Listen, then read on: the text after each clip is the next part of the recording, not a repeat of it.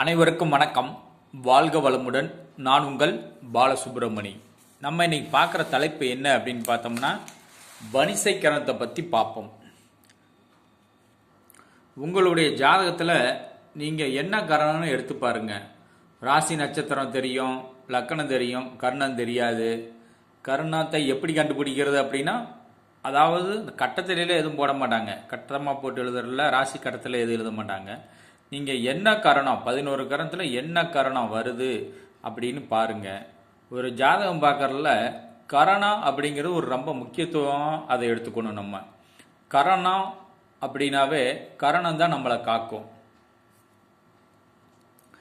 கரணம் தப்பினால் மரணம் அப்படிங்கிற பழமொழியே இருக்குது. அதாவது கர்ணநாதன் தான் நம்முடைய ஜாதகத்தில், எந்த ஜாதகத்திலையா இருந்தாலும் சரி, கர்ணநாதன் தான் காப்பார். காக்கும் தெய்வமே கர்ணநாதன் தான். அதனால் கட்டாயம் உங்கள் ஜாதகத்தை எடுத்து நீங்கள் என்ன கரணம் பார்த்து அதுக்குண்டான வழிபாடை செய்யுங்க. இப்போ நம்ம பார்க்குறது வணிசை கரணம்.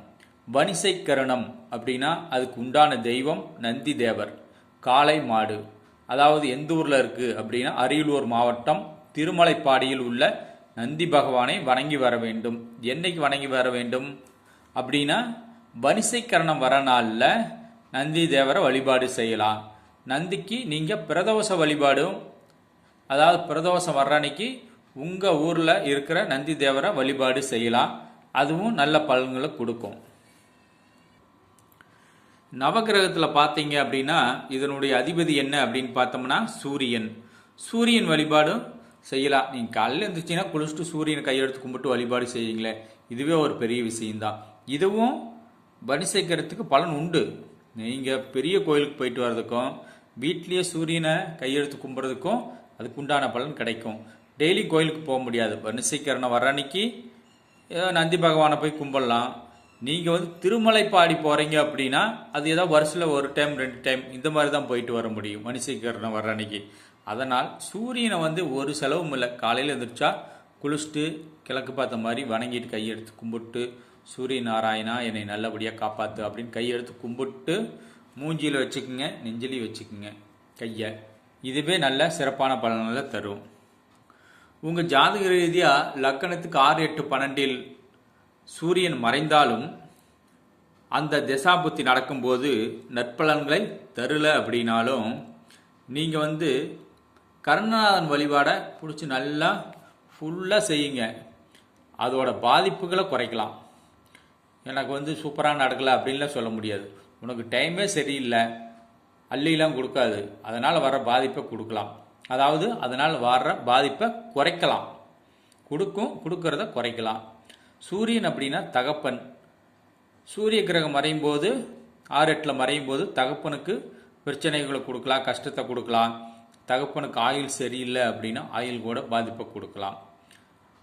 அதாவது தகப்பனுக்கு ஏற்படும் பாதிப்புகளையும் குறைக்கலாம் சூரியன். அதனால் நீங்கள் வீட்டிலையும் சூரியன் வழிபாடு செய்யுங்க, பிரதோஷ வழிபாடு செய்யுங்க. கோதுமை மாவு தானம் செய்யலாம். கோதுமை மாவுன்னு ஒரு 4 தோசை சுடுங்க. கோதுமை மாவில் தான் சப்பாத்தி போடுங்க, ஒரு 4 பேர்த்துக்கு கொடுங்க. வீட்லேயே உங்கள் வீட்டுக்கு வரவங்க கொடுக்காட்டி ஒரு கோயில் குளத்துக்கு போயிட்டு 4 பேர்த்துக்கு சப்பாத்தி ஒரு 2 சப்பாத்தி வச்சு கட்டி தான் கொடுங்களேன், சட்னியோடு கொடுங்களேன். திருப்திகரமாக ஒன்றும் இல்லாமல் கஷ்டப்படுறவங்களும் கொடுங்க. நல்லா சாப்பிட்டு வரவங்களுக்கும் உங்கள் வீட்டுக்கு வந்தாங்கன்னா நீங்கள் சாப்பிட்ற நேரத்துக்கு போடுங்க. தான தர்மங்கள் செய்யணும், கோயிலில் போய் செய்கிறவங்களுக்கு கொடுத்துட்டு வாங்க.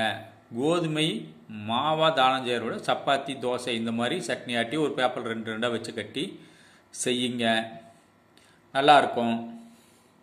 இந்த மாதிரியெல்லாம் வணிசை கரணத்தில் பிறந்தவர்கள் வழிபாடு செய்யணும்.